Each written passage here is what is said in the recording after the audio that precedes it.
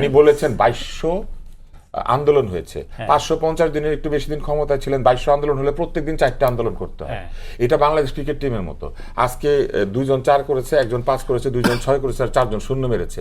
ওদেরকে যদি জিজ্ঞেস করেন কে ভালো খেলেছে, ওরা বলে আমরা সবাই সমান খেলেছি, আমরা সবাই একই রকম খেলেছি, আমরা সমতা বিধান করেছি, আমরা শান্তি এনেছি, এবং আমাদের মধ্যে এমন সমতা, এমন চমৎকার একটা পরিবেশ এনেছি যে আমরা কেউ কারো চেয়ে বড় না, আমরা বৈষম্য দূর করেছি।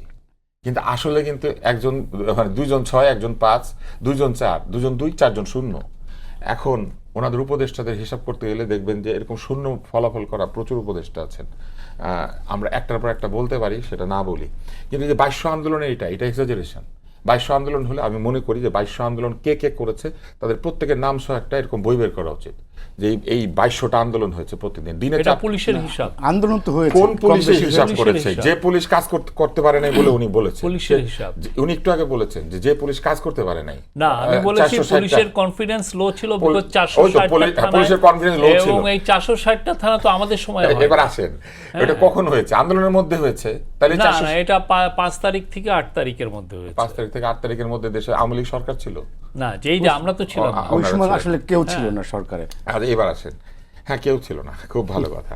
এইবার আসেন, এই যে 460টা আন্দোলনে 460টা অ্যাটাক হওয়ার কারণে মনোবল নিম্ন পুলিশ, সেই পুলিশের 2200 হিসাবটাকে ওনারা আবার নিচ্ছেন, যে মনোবলহীন একটা পুলিশ হিসাব করেছে 2200 আন্দোলন হয়েছে।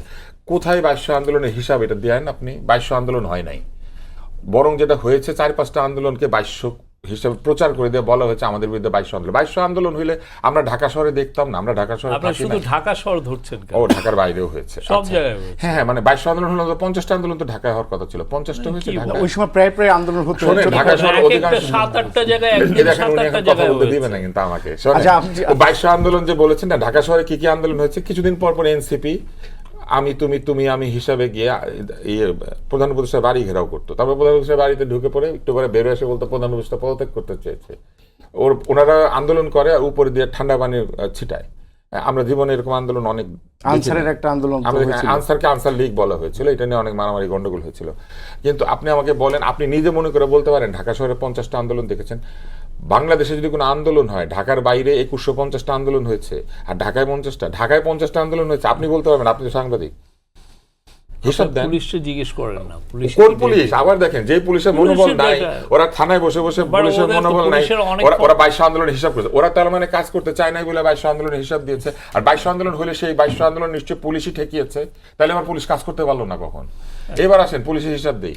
পুলিশকে আমি নিজে দেখেছি নিউ মার্কেট থানায় 4 কফি খাওয়ানোর জন্য একজন সাব ইন্সপেক্টরকে দায়িত্ব দেওয়া হয়েছিল, নিজের পয়সা দিয়ে 4 কফি কিনে খাওয়াচ্ছিল। আপনি পুলিশকে বলবেন 4 কফি কিনে খাওয়াতে, পুলিশের পোশাক বদল করে সিকিউরিটি গার্ডের পোশাক দিয়ে দেবেন, আর তাদের মনোবল উচ্চ হয়ে যাবে? আর সেটা ভুল না। আমি একটু রায়হানের কাছে আসছি। সালাউদ্দিন রায়হান, এই যে আজকে জুলাই জাদুঘর নিয়ে নাহিদ ইসলাম আরেকটা প্রশ্ন খেলে আমি আপনাকে করে ওনার কাছে যাই। 460টা থানায় অ্যাটাক হয়েছে, উনি বলেছেন ওনাদের সরকারের সময় হয় নাই, তাহলে এই 460টা থানার অ্যাটাককে ওনারা ইন্ডেমনিটি দিলেন কেন? পুলিশ হত্যার বিচার করলেন না কেন? এটা তো ওনাদের সরকারের সময় হয় নাই, হাসিনা সরকারের সময় হয় নাই, তাহলে কে বা কারা তো এটা করেছে?